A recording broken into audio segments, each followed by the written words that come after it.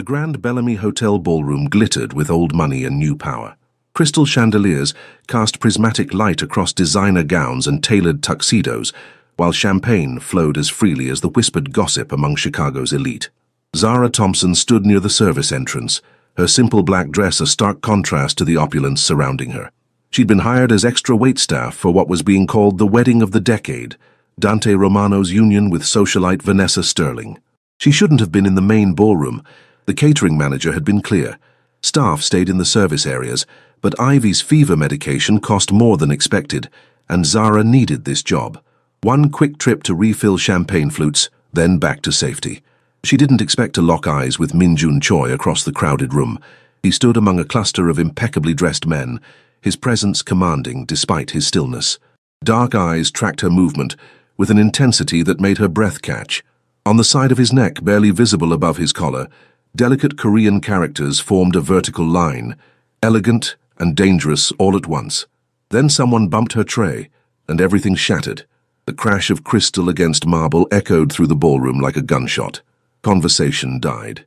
Hundreds of eyes turned toward Zara as champagne spread across the floor in a golden pool, shards of expensive glassware glittering like accusations. "Oh my God!" someone gasped. Laughter rippled through the crowd. Not kind laughter, but the sharp, cutting kind that comes from those who've never known what it means to need a job desperately enough to endure humiliation. Zara's face burned as she dropped to her knees, already reaching for the larger pieces of glass. Her hands shook. This job was supposed to pay for Ivy's medication, next month's rent, and maybe, just maybe, new shoes for her daughter, whose toes were cramping in her current pair. "Clumsy," a woman's voice said loudly. "Why do they hire people like that for events like this? People like that." The words landed like a physical blow. Zara had heard variations of that phrase her entire life.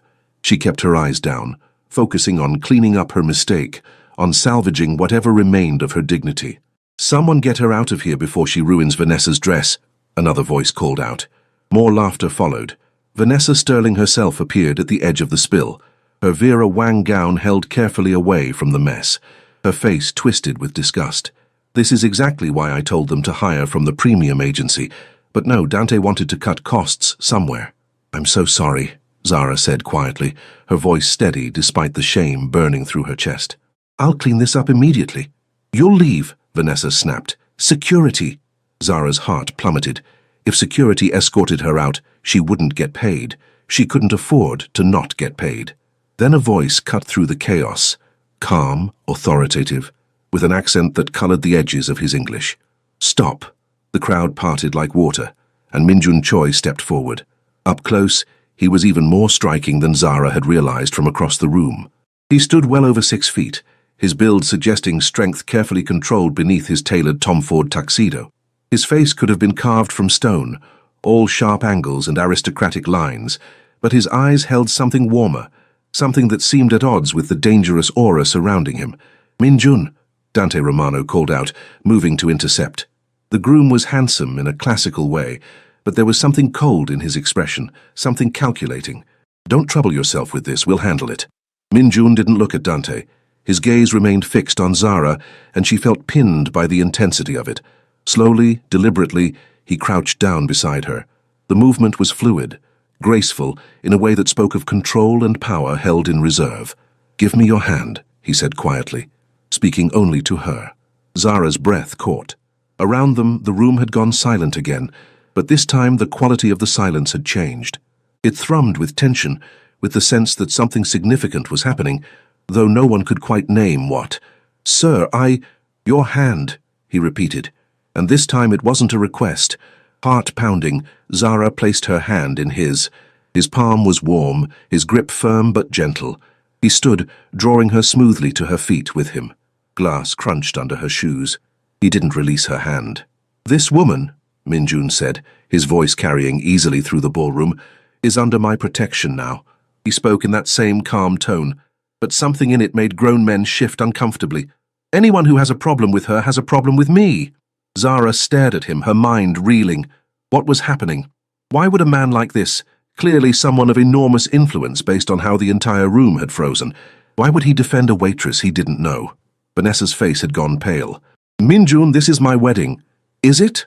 Minjun's gaze finally moved from Zara, sweeping the room before landing on Dante. Something dangerous flickered in his expression. I was under the impression this was a business arrangement between the Romano and Sterling families. Shall we discuss business, Dante? Dante's jaw clenched. Not here. Then perhaps we shouldn't discuss who belongs here and who doesn't. Minjun's thumb brushed across Zara's knuckles in a gesture so small she almost thought she'd imagined it. I believe someone should apologize to this young lady. The room held its collective breath. Vanessa opened her mouth, clearly ready to refuse, but Dante put a hand on her arm. His smile didn't reach his eyes. Of course, we apologize for the misunderstanding. Each word sounded like it cost him something. Minjun's expression didn't change. The staff responsible for hiring made an excellent choice. This woman will remain for the remainder of the evening. In fact, he turned back to Zara, and for just a moment, something almost like warmth entered his eyes. What's your name? Zara, she managed, her voice barely above a whisper. Zara Thompson. Zara. The way he said it felt deliberate, like he was committing it to memory. You'll join me at my table. I'm working... Not anymore. He glanced at someone in the crowd, a sharply dressed Korean man who immediately stepped forward. Jay, compensate the catering company for Ms. Thompson's time. Triple rate. The man, Jay, nodded once and pulled out his phone. Zara's head spun. This couldn't be happening. Men like Minjun Choi didn't notice women like her, didn't defend them in front of Chicago's elite, didn't invite them to sit at their tables. I don't understand. You don't need to. Minjun finally released her hand, but only to offer his arm. Come. She should refuse. Every instinct screamed that getting involved with whatever world this man inhabited was dangerous. But she thought of Ivy at home with Keisha, her daughter's trusting smile, the medication bottle they'd had to refill 3 times this month, and she thought of the way everyone had laughed, of Vanessa's disgust, of how close she'd been to losing everything over a moment of clumsiness. Zara placed her hand on Minjun Choi's arm. The whispers started immediately as he led her through the ballroom, but now they carried a different weight. Now they carried fear. Minjun's table occupied a prime position overlooking the dance floor, close enough to observe everything, far enough to suggest he wasn't truly part of the celebration. 3 men sat there already, all dressed in expensive suits, all wearing expressions that matched their leader's careful control. They rose as Minjun approached with Zara. Gentlemen, Minjun said smoothly, pulling out a chair for Zara. This is Zara Thompson. She'll be joining us. Jay, the man who'd stepped forward earlier, nodded respectfully at Zara. He looked younger than Minjun, maybe early 30s, with sharp features and eyes that seemed to notice everything. Ma'am. The others introduced themselves quickly. Members of Minjun's organization, Zara realized, though no one specified what that organization actually did. She wasn't naive enough to think it was legitimate business. The way Dante Romano had reacted, the fear in Vanessa's eyes, the immediate obedience of the staff, these weren't responses to a simple businessman. You didn't have to do that, Zara said quietly, once Minjun had settled beside her. Defend me, I mean. No, he agreed, his gaze tracking the movement of servers across the ballroom. I didn't. Then why did you? He was silent for a long moment. When he finally looked at her, something in his expression made her breath catch. Because I've spent my entire life in rooms where people like Vanessa Sterling decide who belongs and who doesn't, and I'm tired of it. The honesty in his words surprised her. She'd expected deflection, maybe arrogance. Not this quiet admission that suggested he understood exactly what she'd felt kneeling on that floor. Thank you, Zara said softly, for what you did. But I should go. I don't want to cause you any trouble. Too late. A hint of amusement touched his lips, the first real expression she'd seen from him. The moment I claimed you were under my protection, you became my responsibility. Dante won't forget that insult easily. Zara's stomach dropped. Insult? He's marrying into the Sterling family to expand his territory. This wedding is a display of power, of connections. Minjun's gaze drifted to where Dante stood greeting guests, his smile sharp and political. By defending you, a woman he deemed beneath this gathering, I challenged his authority in front of everyone who matters. I didn't ask you to do that. No, you didn't.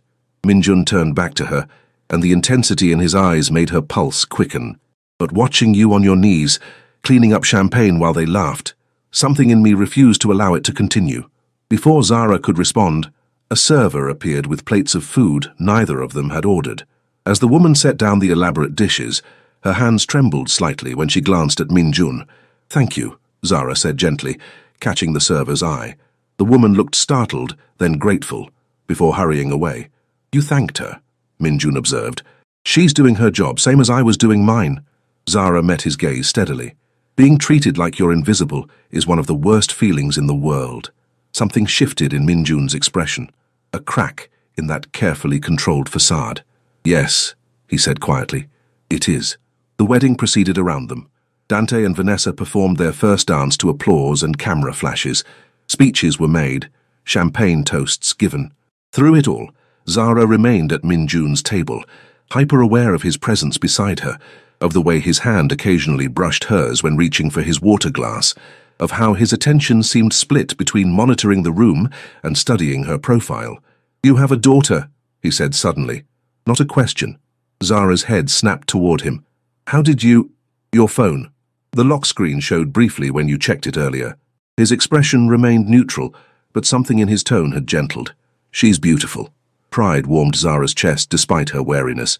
Her name is Ivy. She's 7. And her father? Gone. The word came out harder than she'd intended. He didn't want the responsibility of a child, especially not... She trailed off, not wanting to voice the ugly truth, that Brandon had made it clear a baby would ruin his life, that he'd wanted her to choose, that when she'd chosen Ivy, he'd walked away without looking back. Minjun's jaw tightened almost imperceptibly. Then he's a fool. The certainty in those words did something strange to Zara's heart. She wasn't used to men, especially powerful men, speaking about single motherhood with anything other than pity or judgment. I work 3 jobs, she found herself saying, unsure why she was sharing this.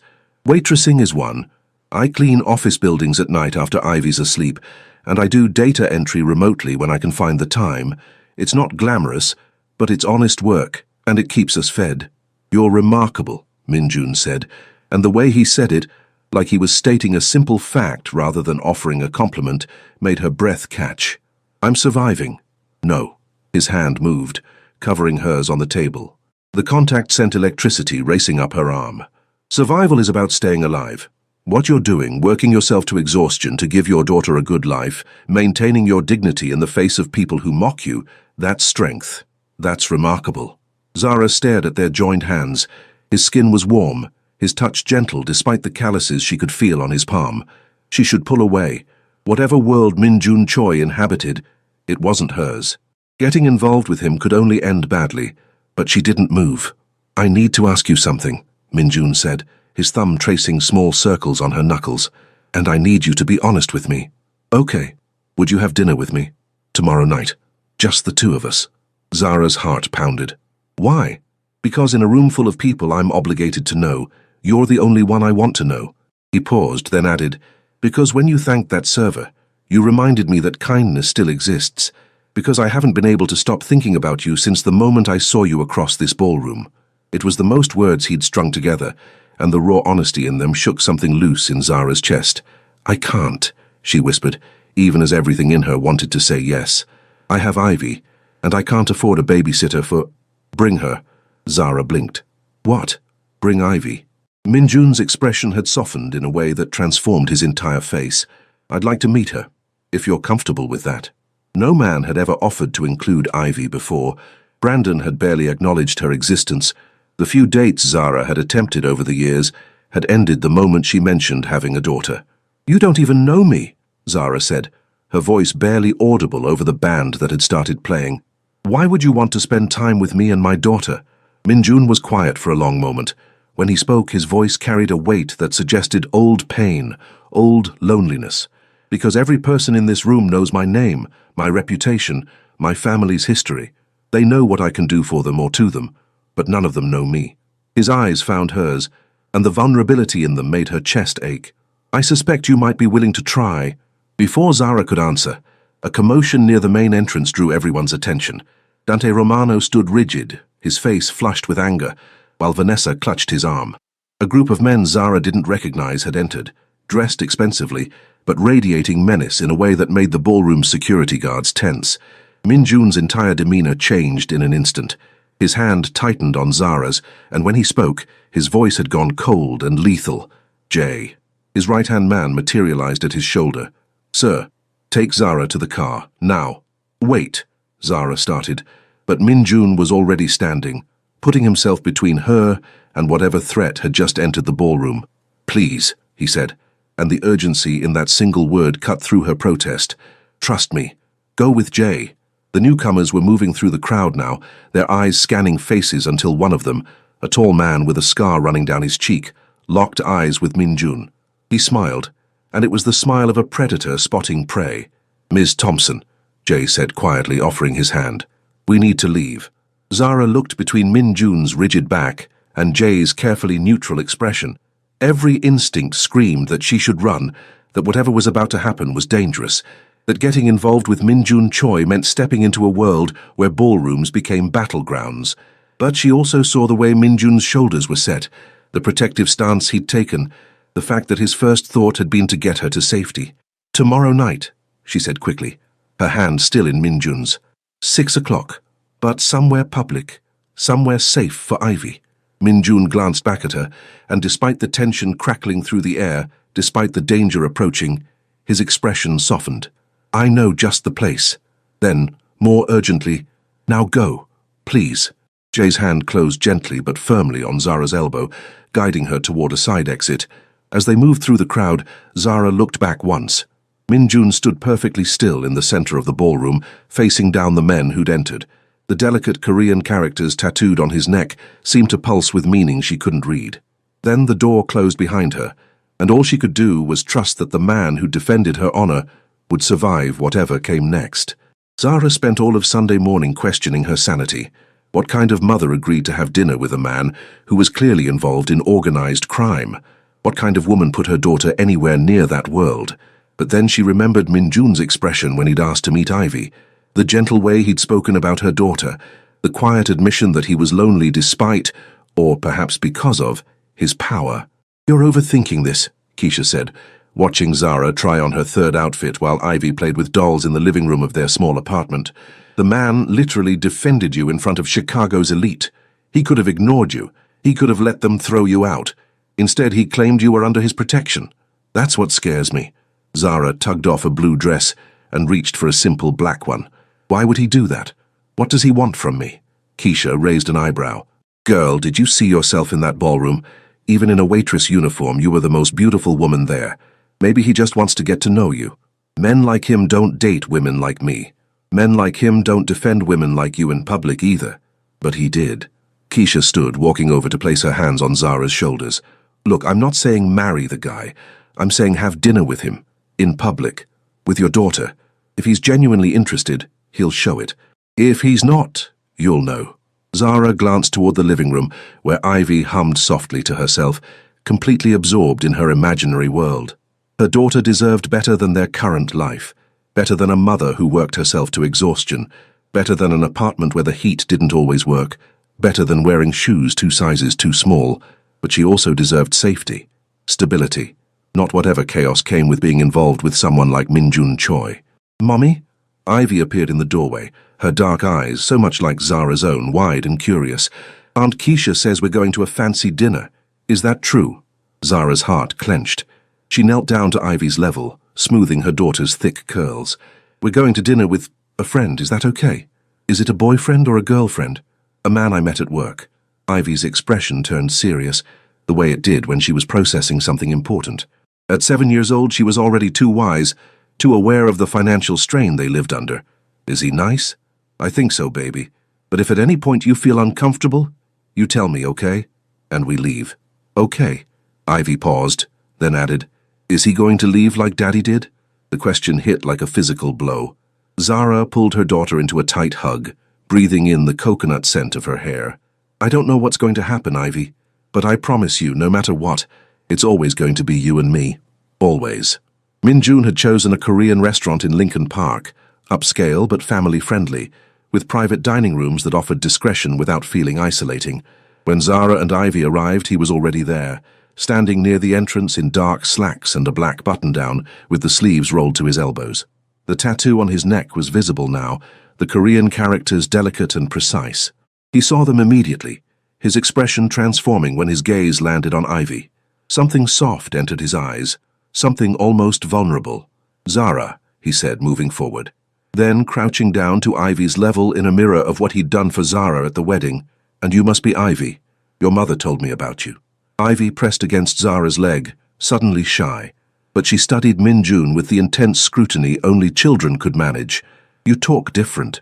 "Ivy," Zara started, mortified, but Min-jun smiled, a real smile that changed his entire face. "I do," he agreed.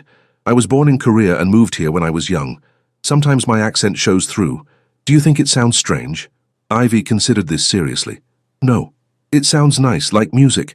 Min-jun's smile widened, and Zara felt something in her chest warm at the genuine delight in his expression. "Thank you, that's very kind." He straightened, offering his arm to Zara in the same formal gesture he'd used at the wedding. When she took it, she felt his muscles tense briefly beneath her touch. The private dining room was perfect, elegant but not intimidating, with warm lighting and comfortable seating. A table had been set with Korean dishes alongside more familiar American options, clearly chosen with a child in mind. "I wasn't sure what Ivy would like," Min-jun admitted once they were seated, "so I ordered a variety. Can I try this?" Ivy pointed to a plate of colorful dook, rice cakes in various shapes. "Of course." Min-jun served her a small portion, explaining what each piece was. His voice had taken on a gentleness Zara wouldn't have thought possible from the man who'd faced down threats at the wedding. As they ate, Ivy's initial shyness faded. She told Min-jun about her school, her best friend, her favorite book series. She showed him a drawing she'd done of a dragon, and he studied it with the same serious attention he'd given Dante Romano's threats. "This is remarkable," he said, and Ivy beamed. "The detail on the scales is very precise. Do you practice drawing often?" "Every day. Mommy got me a big sketchbook for my birthday." "She's very talented," Min-jun said, looking at Zara. "Like her mother." "Mommy works a lot," Ivy said matter-of-factly. "Sometimes she's tired, but she always reads me stories before bed."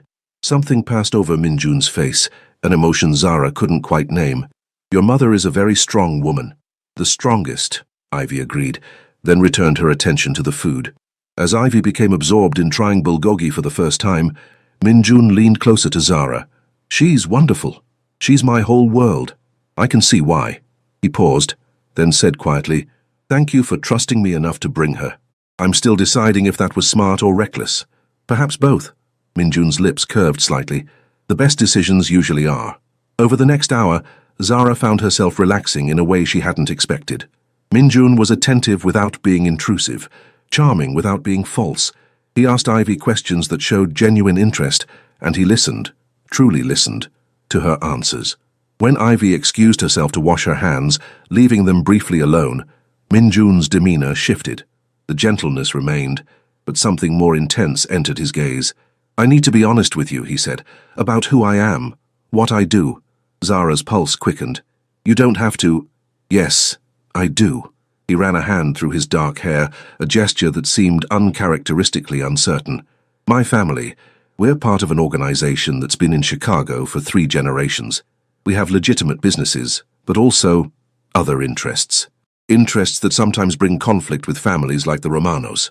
You're telling me you're in the Mafia.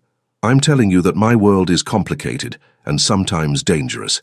That being seen with me puts a target on you." His jaw clenched. "That I should let you walk away right now before this goes any further. But you won't." "No." The word came out rough, almost pained. "Because I'm selfish enough to want to see you again. To want to know what Ivy draws next. What makes you smile, what you dream about when you let yourself dream." Zara's breath caught. "Min-jun. The men at the wedding," he continued, his voice low and urgent. "They were sent by a rival family. A warning to Dante, but also a message to me. My presence at his wedding was political, but defending you, that made it personal." "You're saying I'm in danger now? That Ivy's in danger?" "No." The word came out sharp, absolute. "I have people watching your building, your daughter's school. No one will touch you, I promise you that." The fierce protectiveness in his tone should have frightened her. Instead, it made something inside Zara's chest ache with longing for exactly this. Someone who would stand between her and the world, who would defend her and Ivy without hesitation. "Why me?" she whispered. "You could have anyone. Why a single mother working 3 jobs?" Min-jun reached across the table, taking her hand in his. His thumb traced the calluses on her palm, the physical evidence of her hard work. "Because every person I know wants something from me. Power, connections, protection, money. But when you looked at me in that ballroom, you didn't see a tool to be used. You saw a man. I still don't understand. My entire life has been about control, he interrupted, his voice rough with emotion. Controlling my reactions, my organization, my reputation. But when I saw you on your knees, being laughed at by people who've never worked a day in their lives, something in me snapped. I didn't think. I didn't calculate. I just moved. His grip on her hand tightened. You made me feel something real, something beyond duty and obligation, and the weight of my family's expectations. Zara's eyes stung with unexpected tears. I have nothing to offer you. No connections, no money, no... You have everything I want. Minjun's voice dropped to barely above a whisper. Kindness, strength, the ability to see past what I am to who I am. Before Zara could respond, Ivy returned, climbing back into her seat with the unself-conscious grace of childhood. She looked between them, noting their joined hands with a child's keen observation. Are you going to be my mummy's boyfriend? She asked Minjun directly. Zara nearly choked on her water. Ivy? But Minjun didn't look away from the little girl. His expression remained serious, respectful. Would that be all right with you? Ivy considered this carefully. Will you make my mommy happy? I'll try my hardest. Will you leave if things get hard? The question hung in the air, weighted with Ivy's memories of Brandon's abandonment. Minjun seemed to understand the depth behind those words, because his answer came out firm and clear. No, I won't leave. Ivy studied him for another long moment, then nodded. Okay, but if you make my mommy cry, I'll be very mad at you. Despite the tension, Minjun's lips curved into a genuine smile. That's fair. As they finished dinner, Zara felt the foundations of her carefully controlled life beginning to shift. She was standing at a crossroads. She could walk away now, protect herself and Ivy from whatever complications came with Minjun's world, continue their safe but exhausting existence. Or she could take a chance on the man who'd defended her in front of hundreds of people, who'd crouched down to speak to her daughter as an equal, who looked at her like she was something precious instead of something convenient. Can I see you again? Minjun asked as they prepared to leave, Ivy already drowsing against Zara's shoulder. Zara looked at him, really looked at him. Beneath the expensive clothes and the dangerous reputation, she saw loneliness. She saw a man who'd been born into a world he hadn't chosen, carrying burdens he couldn't share. She saw someone who'd built walls so high that genuine connection had become impossible. Until now. Yes, she whispered. Yes, you can. The smile that transformed Minjun's face was worth every risk Zara was taking. 3 weeks passed in a blur of stolen moments and careful navigation of two very different worlds. Minjun took them to dinner twice more, always choosing family-friendly places where Ivy could be comfortable, always arriving with something thoughtful for her daughter. A sketchbook filled with high-quality paper, a set of professional colored pencils, a children's book written in both English and Korean. Ivy adored him. That should have made Zara happy. Instead, it terrified her, because the more time they spent together, the more she saw beneath Minjun's controlled exterior. She learned that he'd lost his father when he was Ivy's age, thrust into leadership far too young. She learned that his mother lived in Seoul, visiting only twice a year, and that their relationship was formal, distant. She learned that he'd been engaged once, years ago, to a woman chosen by his family, an arrangement that ended when he'd discovered she was passing information to a rival organization. He'd learned to trust no one, until somehow he'd started trusting her. But trust in Minjun's world was a double-edged sword.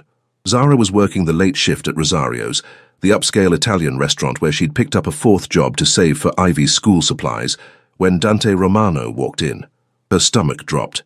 He sat in her section deliberately, his smile sharp and knowing as she approached with menus. Well, well, Ms. Thompson. How lovely to see you again. Mr. Romano. Zara kept her voice professional, neutral. Can I start you with a drink? Information, actually.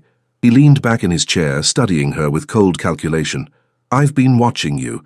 You and Minjun Choi have been spending quite a bit of time together, taking your daughter to dinner. Very touching. Fear spiked through Zara's chest. He knew about Ivy. He'd been watching them. I don't know what you're talking about. Don't insult my intelligence. Dante's smile didn't waver. Minjun humiliated me at my wedding. In front of everyone who matters. That kind of disrespect demands a response. I'm nobody, Zara said quietly, desperately. I'm just a waitress. Leave me alone. You're his weakness.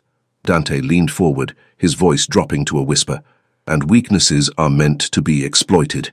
Before Zara could respond, her manager appeared. Is everything all right here? Dante's expression shifted to polite warmth. Perfectly fine. Miss Thompson was just taking my order. He ordered an expensive bottle of wine, then added, though I do hope she'll join me for a moment.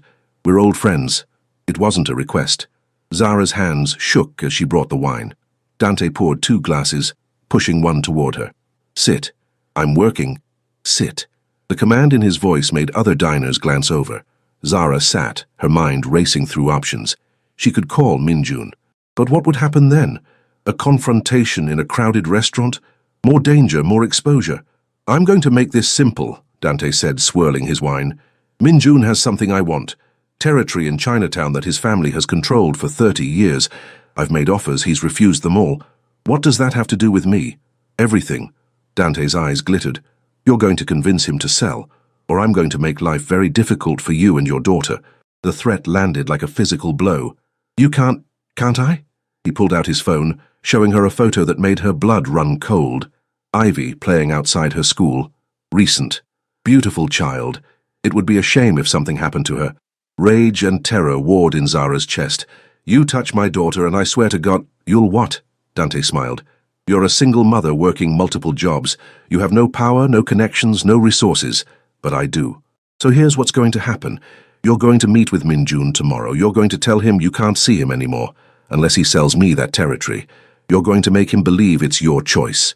He'll never believe that. Then you better be convincing. Dante stood, leaving cash on the table. You have 24 hours. After that, well, let's just say school crosswalks can be dangerous places. He left, and Zara sat frozen, the restaurant spinning around her. Her phone buzzed. A text from Minjun. Thinking about you, sweet dreams. Her eyes filled with tears. She should call him, tell him everything, but Dante was right. She had no power in this world, and she wouldn't gamble with Ivy's safety. Zara barely slept. By morning, she'd made her decision. She called Minjun and asked him to meet her at Grant Park. Public, safe, neutral territory. He arrived looking concerned, his dark eyes scanning her face. What's wrong? We need to talk. They walked toward the fountain, spring sunlight glinting off the water. Zara had rehearsed her speech a dozen times, but when she opened her mouth, the words caught in her throat. Zara, you're scaring me. What happened? I can't see you anymore. Minjun stopped walking. What? Us? It was a mistake. I don't belong in your world. Ivy doesn't belong there. The lies tasted like ash. I think we should stop this before anyone gets hurt. His face had gone very still. Look at me. She couldn't. If she looked at him, she'd break. Zara, look at me. Slowly, she raised her eyes to his. The pain in his expression nearly undid her. What happened? He asked quietly. Did someone threaten you? No one threatened me. I just realized that this won't work. We're too different. I need stability, normalcy. You can't give me that. You're lying. He moved closer, taking her hands. I can see it in your eyes. Someone got to you. Was it Dante? No. Don't lie to me. The words came out harsh, almost desperate. Whatever he said, whatever he threatened, we can handle it together. There's no we. Zara pulled her hands away, even as her heart shattered. There never was. You were an escape, a fantasy. But I live in reality, and reality is that I'm a single mother who can't afford to take chances on dangerous men. The words hit their target. Minjun stepped back as if she'd struck him. You don't mean that. I do. The tears came now hot and bitter. I'm sorry, Minjun, but this is over. She turned and walked away, every step feeling like she was tearing out pieces of her own heart. Behind her, she heard him call her name once, raw and broken. She didn't turn around. For 3 days, Zara existed in a fog of grief and terror. She'd texted Dante that it was done, received only a thumbs-up emoji in response. She'd tripled her vigilance around Ivy, walking her to and from school, barely sleeping, jumping at every shadow. Minjun had tried to call 17 times. She'd blocked his number. On the 4th day, Keisha showed up at her apartment, furious. What the hell did you do? I don't know what you're talking about. Minjun came to the restaurant. He looked like death, Zara. Asked if I knew what happened, if you'd said anything. I've never seen a man look that broken. Keisha grabbed her shoulders. What happened? And Zara broke. She told Keisha everything, Dante's threats, the photo of Ivy, the impossible choice she'd been forced to make. "You idiot," Keisha said, but her voice was gentle. "You should have told Minjun. And risk Ivy. Keisha, he had photos of her at school. What if nothing? You think Minjun would let anything happen to her? To you?" Keisha shook her head. "Men like him don't fall in love easily. But when they do, they protect what's theirs with everything they have. He doesn't love me. We've known each other for 3 weeks. Girl, he looks at you like you hung the moon. And more importantly, he looks at Ivy like she's already his daughter." Keisha pulled out her phone. "You need to call him. Now. Before Dante realizes he can't control you through fear alone." But before Zara could take the phone, her own rang. Unknown number. "Hello? Miss Thompson." Dante's voice made her blood run cold. "I'm disappointed. You convinced Minjun to end things, but he hasn't agreed to my terms. Seems you weren't as important to him as I thought. What do you want?" "I want you to deliver a message. Tonight, Millennium Park, 8 p.m. Come alone.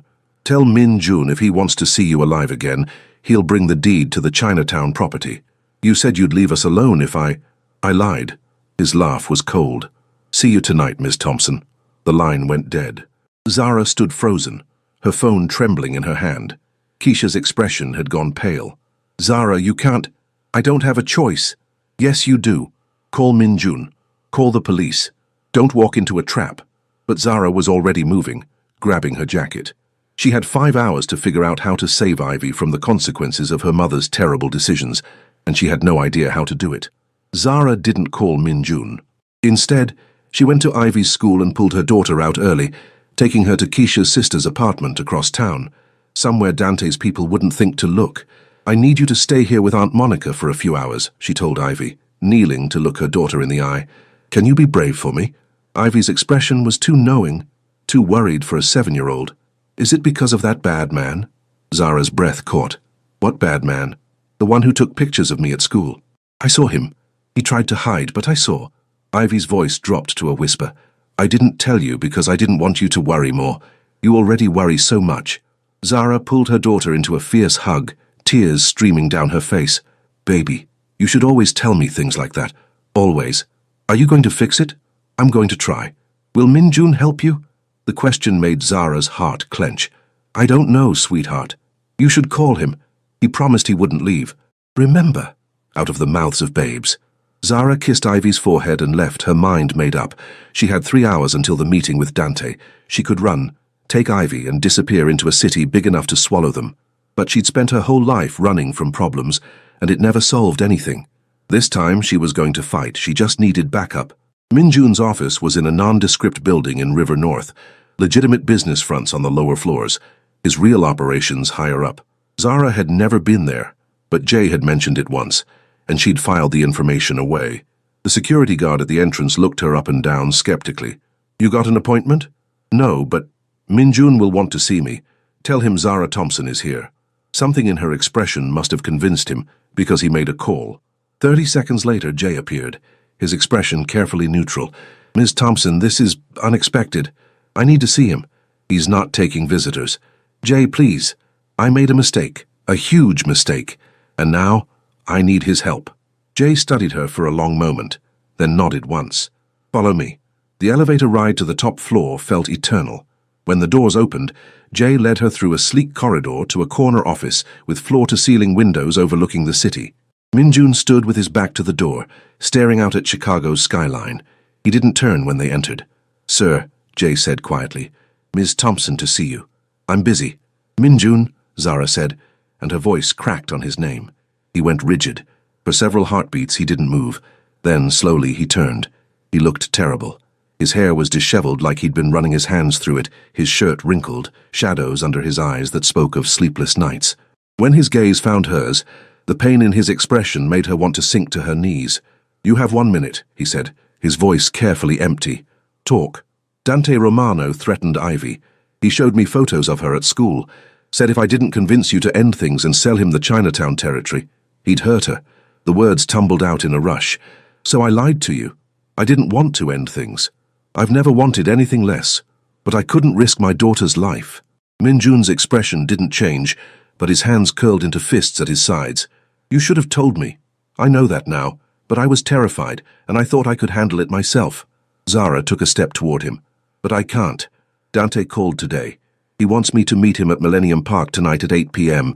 He wants me to deliver a message, bring the deed to the property, or he kills me. Now Minjun moved, crossing the space between them in 3 long strides.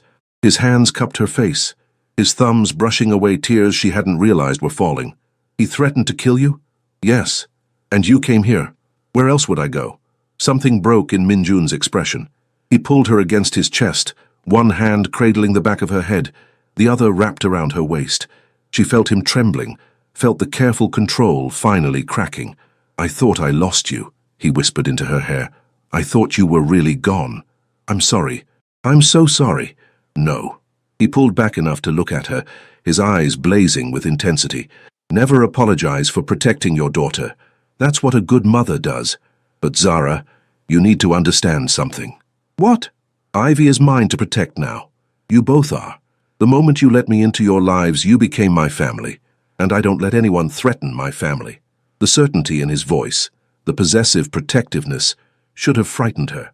Instead, it filled her with warmth that spread through her chest like sunlight. What do we do? She asked. Minjun's expression hardened into something sharp and dangerous, the face of a man who led an organization through force of will and strategic brilliance. We give Dante exactly what he wants. He pulled out his phone, already dialing. Jay, I need everyone in the conference room in 5 minutes. And call Lee. I need a favor from the FBI. Zara blinked. The FBI? Dante made a critical error. He threatened a civilian. That brings this out of the realm of organizational politics and into actual criminal activity. Minjun's smile was sharp, which means I can use resources I normally keep separate from business. Over the next hour, Zara watched Minjun transform. He coordinated with law enforcement, deployed his own security team, set up surveillance around Millennium Park. When someone questioned his plan, his voice went cold and absolute. This was a man used to being obeyed. But when he looked at Zara, warmth entered his eyes. You'll wear a wire, he told her. Get him to admit to the threats on recording. The FBI will have agents positioned throughout the park, and my people will be there as backup. The moment he confirms intent to harm you, they move in. What if something goes wrong? Minjun took her hands, lifting them to his lips.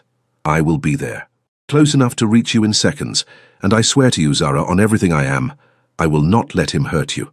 Millennium Park at 8 p.m. was surprisingly crowded, tourists taking photos by the bean, couples walking along the paths, street performers entertaining small crowds. Perfect cover for the FBI agents and Minjun's people hidden throughout. Zara stood near the promenade, the wire taped to her skin under her jacket, feeling foreign and obvious even though Jay had assured her it was invisible. She could see Minjun in her peripheral vision, leaning against a pillar 50 yards away, pretending to be on his phone. Dante arrived exactly on time, flanked by 2 large men in suits. He smiled when he saw Zara alone. Smart girl. I was worried you'd do something foolish. You got what you wanted, Zara said, her voice steadier than she felt. I convinced Minjun to end things. Now leave me and my daughter alone. I will. Once Minjun signs over the property. Dante stepped closer. See, that's the beauty of this plan. He thinks you left him. He doesn't know I'm the reason why. So he'll refuse my next offer, and I'll have to get creative. Maybe a fire at your apartment building, maybe a car accident outside Ivy's school. Tragedy strikes and Minjun never knows it was his fault for being stubborn. Rage flooded through Zara. You're insane. I'm practical. Dante's hand shot out, gripping her arm hard enough to bruise. And you're a loose end. Can't have you running back to Minjun and ruining my leverage. What? But before Dante could finish, Minjun's voice cut through the night like a blade. Let her go. He'd moved silently, and now stood 10 feet away, his expression terrifying in its cold fury. Behind him, Jay and 4 other men materialized from the shadows. Dante's confidence faltered. This is a public place, Choi. You want to start something here? You threatened my family. Minjun took a step forward, and something in his movement made Dante's bodyguards tense. You put hands on what's mine, so yes, I absolutely want to start something. I've got nothing to do with your FBI. Hands where we can see them. Agents swarmed in from all directions, weapons drawn.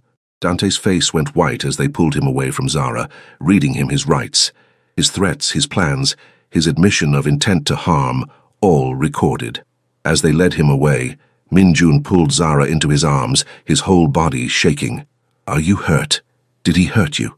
"I'm fine. I'm okay. You're never doing something this dangerous again. Never. Do you understand me?" The words came out harsh, but his touch was gentle as he ran his hands over her arms, checking for injuries. I won't survive losing you. You're not going to lose me." Zara cupped his face in her hands, feeling the tension thrumming through him. "I love you. I should have said it before, but I'm saying it now. I love you, Min-jun Choi." He went completely still, his eyes searching hers. "Say it again. I love you. Again. I love you." She laughed through tears. "I love you. I love you. I love." He kissed her, deep and desperate and full of promises. When they finally pulled apart, both breathing hard, he pressed his forehead to hers. "I'm going to marry you," he said quietly. "Not today, not tomorrow, but someday. And I'm going to adopt Ivy if she'll let me. And we're going to build a life together. Messy and complicated and probably dangerous sometimes, but ours. That's very presumptuous. Is it?" He pulled back enough to look at her, and the vulnerability in his eyes made her heart ache. "Tell me if I'm wrong. Tell me you don't want that." "I didn't say I don't want it." Zara smiled, feeling lighter than she had in years. "I'm just saying you should probably ask Ivy first." "Already did." "What?" "I went to see her this morning, at Keisha's sister's apartment." At Zara's shocked expression, he smiled slightly. "You think I don't keep tabs on what's mine? I knew where she was within an hour of you dropping her off. I asked her if it would be okay if I tried to fix things with you. She said yes, but only if I promised to never make you cry." Zara's eyes filled with tears, happy ones this time. "What did you tell her?" "That I'd promised to try my hardest not to, but that sometimes adults cry, and that's okay too." His expression grew serious. "I told her the truth, Zara. That I love her mother more than I thought it was possible to love anyone. That I want to be part of your family, if you'll have me. That I know I can never replace her father, but I'd like to be something like one if she's comfortable with that." "And what did she say?"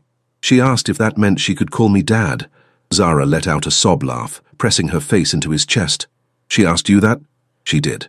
And I told her only if she wanted to, that I'd earn the right to that name every single day for the rest of my life." They stood there, wrapped in each other, as the FBI finished processing the scene. Jay approached eventually, clearing his throat. "Sir, they're asking if Ms. Thompson needs medical attention." "No," Zara said, not moving from Min-jun's arms. "I just need to go home." "Then that's exactly where I'm taking you," Min-jun said. "To pick up Ivy and then to my place, where you're both staying until I'm satisfied the threat is completely neutralized. That could take a while." "Good." His arms tightened around her. "I'm hoping forever." 6 months later, the apartment in Gold Coast was nothing like the cramped unit Zara and Ivy had shared in Logan Square. Floor-to-ceiling windows overlooked Lake Michigan, rooms spacious enough for Ivy to run through without bumping into furniture, a kitchen where Min-jun sometimes tried to teach Zara Korean recipes with mixed results. But home wasn't the expensive address or the designer furniture. Home was Ivy's laughter echoing through the halls as Min-jun chased her in some elaborate game. Home was falling asleep in Min-jun's arms and waking up to find him watching her like she was something precious. Home was the family they'd built from broken pieces and second chances. Dante Romano had been sentenced to 15 years for extortion, conspiracy, and attempted kidnapping. His organization had crumbled without his leadership, absorbed by other families or dismantled by law enforcement. Vanessa had divorced him within a month of his arrest. Zara had quit her waitressing jobs, all of them. Now she managed the community outreach program for Min-jun's legitimate business ventures, helping other single mothers find employment and support. It felt good to use her experiences to help others, to turn her struggles into purpose. Ivy thrived. She'd started at a private school where her artistic talents were recognized and nurtured. Her room was filled with sketchbooks and paintings, and Min-jun had commissioned a mural on one wall where she could draw whatever she wanted. She'd started calling him Dad 3 months ago. Min-jun had cried, actually cried, the first time she'd said it casually, asking if Dad could help with her homework. "Mommy," Ivy's voice carried from the living room. "Dad says we're going somewhere special today." Zara smiled, finishing her coffee, before heading to where Min-jun and Ivy were bundled up in winter coats. Chicago's December was brutal, but there was something magical about the city covered in snow. "Where are we going?" Zara asked, letting Min-jun help her into her coat. "It's a surprise." His eyes sparkled with mischief. "But I think you'll like it." They took Min-jun's car, a sleek Mercedes that Ivy loved because the seats were heated, to Grant Park. The same park where Zara had tried to push him away, where she'd lied to protect her daughter, where she'd almost lost everything. Minjun led them to the fountain, now frozen and beautiful in the winter light. "Do you remember this place?" "How could I forget?" Zara said softly. "Mommy cried here," Ivy observed, "because she thought she had to protect me alone." "That's right," Minjun said, kneeling down to Ivy's level. "But she doesn't have to do that anymore, because now she has us. We're a team." "A family," Ivy corrected. "A family," Minjun agreed. Then he turned to Zara and pulled out a small velvet box. Zara's breath caught. "Zara Thompson," Minjun said, his voice rough with emotion. "6 months ago, you walked into my life and changed everything. You taught me that strength isn't about control. It's about vulnerability. That power isn't about fear, it's about love. That family isn't about blood, it's about choice." He opened the box, revealing a ring that caught the winter sunlight, a simple band with 3 diamonds. "The stones represent the 3 of us," he explained. "Equal, connected, unbreakable." "Dad helped me pick it," Ivy said excitedly. "Do you like it, Mummy?" Zara couldn't speak through her tears. She nodded frantically. "Is that a yes?" Minjun asked, hope and love shining in his eyes. "Yes," Zara managed. "Yes, yes, 1,000 times yes." Minjun slipped the ring on her finger, then stood and pulled both Zara and Ivy into his arms. Around them, people who'd noticed the proposal started clapping, but Zara barely heard them. All she could hear was Ivy's delighted laughter, Minjun's whispered "I love you" and the sound of her own heart. Finally at peace. They'd started in a ballroom where she'd been laughed at and dismissed. They'd navigated threats and danger and the complicated politics of Minjun's world. They'd fought for each other, protected each other, chosen each other. And now, standing in the winter cold with her daughter and the man she loved, Zara understood something fundamental about happiness. It wasn't about perfect circumstances or easy paths. It was about finding people who saw you, really saw you, and chose to stay anyway. She looked at Minjun, at the delicate Korean characters tattooed on his neck that she'd now learned meant honor, loyalty, family.